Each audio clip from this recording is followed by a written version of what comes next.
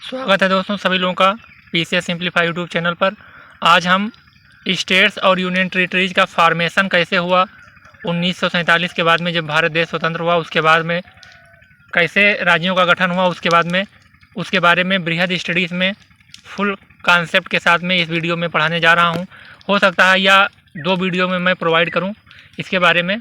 तो और इसमें मैं एम लक्ष्मीकांत सीरीज पढ़ा रहा हूं आप लोगों को। इससे पहले मैंने 5 वीडियोज़ एम लक्ष्मीकांत का अपलोड कर दिया है, आप लोग प्लेलिस्ट में जा कर के देख सकते हैं। और साथ ही में मैंने इसमें ज्योग्राफी का भी पूरा टॉपिक कंप्लीट करवा दिया है। 2 से 4 टॉपिक सभी बचे हुए हैं, उसको बाद में मैं करवाऊँगा। आज हम लोग स्टेट्स और उसका फॉर्मेशन कैसे हुआ उसके बारे में पढ़ने जा रहे हैं। शुरू करते हैं इंग्लिश मीडियम का ये वीडियो आप लोगों के सामने। इंटीग्रेशन ऑफ प्रिंसली स्टेट्स, यानी सबसे पहले प्रिंसली स्टेट्स के साथ में प्रिंसली स्टेट्स को मिलाना देश के सामने एक चुनौती था उस समय, जो हमारे नेता लोग थे उस समय के। तो इसमें जो है at the time of independence India comprise 2 categories of political units.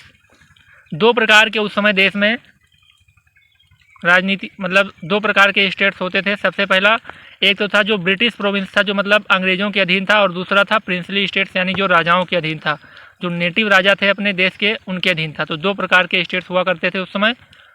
तो the Indian independence act 1947 created 2 independent and separated dominion of India and Pakistan. 1947 के बाद में भारत और पाकिस्तान का विभाजन होता है, और उस समय 3 ऑप्शंस टू प्रिंसली स्टेट्स।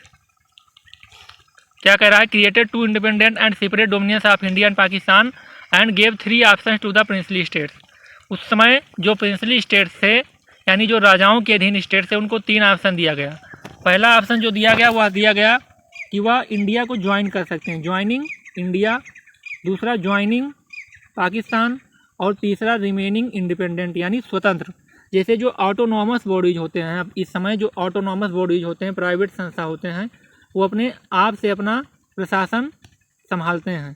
तो उसी प्रकार से उस समय भी ये ऑप्शन दिया गया था कि जो स्वयं से अपना राज्य संभाल सकते हैं वह संभाले, नहीं तो इंडिया में ज्वाइन करें, नहीं तो वह पाकिस्तान में ज्वाइन करें। तो इस प्रकार से of the 552 princely states situated with in the geographical boundaries of India 549 join India, यानी उस समय 549 जो रियासतें थी उन्होंने भारत को ज्वाइन कर लिया, अपने देश इंडिया को, यूनियन ऑफ इंडिया को ज्वाइन किया उस समय 549 स्टेट्स। और रिमेनिंग 3 जो 3 बचे वो कौन कौन से थे? सबसे पहला हैदराबाद, दूसरा जूनागढ़ और तीसरा कश्मीर। तो इन 3 रियासतों ने ना ही भारत को ज्वाइन किया ना पाकिस्तान को, ये स्वतंत्र रूप से जो है अपना संचालन कर रहे थे उस समय।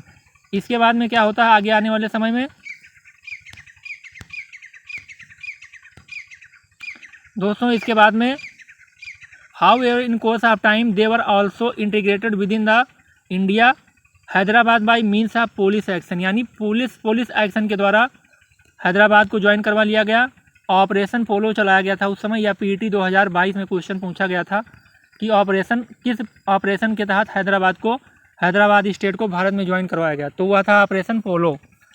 तो by means of police action Hyderabad को।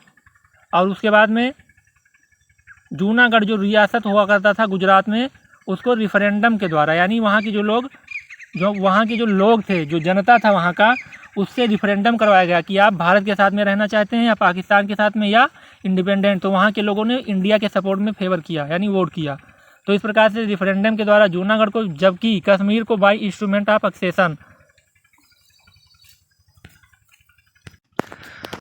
और दोस्तों जो कश्मीर स्टेट था उसको इंस्ट्रूमेंट ऑफ एक्सेशन, इसका मतलब क्या हुआ कि वहाँ के राजा हरि सिंह थे, उनसे साइन करवाया गया कि आप इंडिया के साथ में रहना चाहते हैं या पाकिस्तान के साथ में।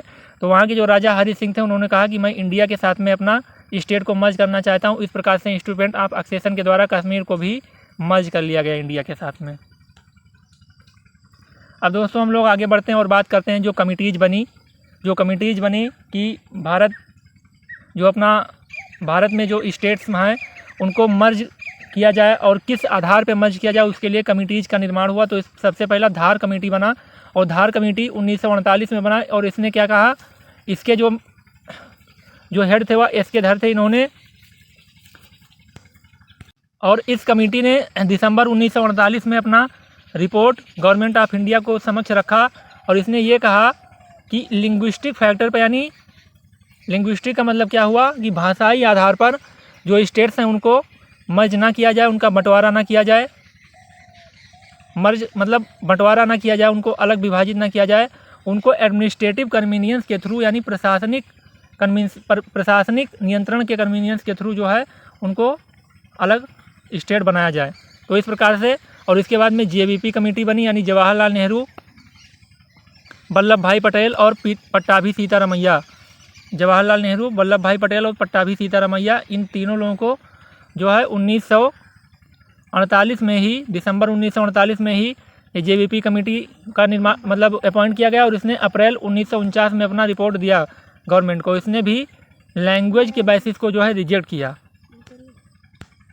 तो हम लोग बात करने जा रहे हैं कि ओरिजिनल पार्ट्स जो थे, जो हमारे जो कॉन्स्टिट्यूशन में पार्ट्स दिया है, वो कौन से पार्ट्स में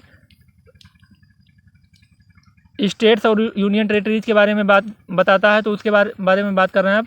सबसे पहला है पार्ट 6। पार्ट 6 में the states in part A of the first schedule 152 से 237 आर्टिकल इसको डील करते हैं। इसके बाद में पार्ट 7 में भी स्टेट यूनियन टेरिटरी के बारे में मेंशन है।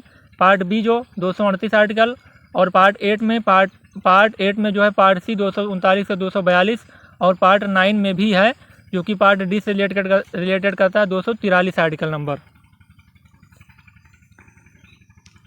However, in October 1953 the government of India was forced to create the first linguistic state known as Andhra Pradesh. और इसके बाद में गवर्नमेंट ऑफ इंडिया ने 1953 में आंध्र प्रदेश को भाषाई आधार पर विभाजित किया, और 2 स्टेट्स जो बने Andhra Pradesh by separating the Telugu speaking areas from Madras state.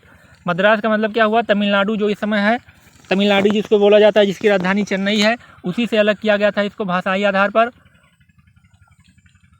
और यहाँ के जो आंध्र प्रदेश के लोग थे वो क्या बोलते थे, तेलुगु। तमिल, तेलुगु, मलयालम, ये 3 भाषा है साउथ इंडियन स्टेट्स में। तमिल जो है तमिलनाडु में बोला जाता है, तेलुगु आंध्र प्रदेश और तेलंगाना में, जबकि मलयालम जो है केरल में बोला जाता है। इसके बाद में दोस्तों फजल अली कमीशन आता है। अब दोस्तों फजल अली कमीशन आता है। फजल अली कमीशन पर हम पार्ट 2 में वीडियो बनाएंगे और उसमें आप लोगों को पढ़ाएंगे। तब तक आप लोग इस वीडियो को देखिए और नीचे कमेंट बॉक्स में कमेंट करके बताइए कि आप लोगों को वीडियो कैसा लग रहा है, और वीडियो को लाइक करें और शेयर करें, और कमेंट करके ज़रूर बताना है आप लोगों को कि वीडियो कैसा आप लोगों को समझ में आ रहा है कि नहीं आ रहा है। आगे जब तक के लिए दोस्तों मिलते हैं, देखते रहिए PCA सिंप्लीफाई यूट्यूब चैनल। जय हिंद, जय भारत।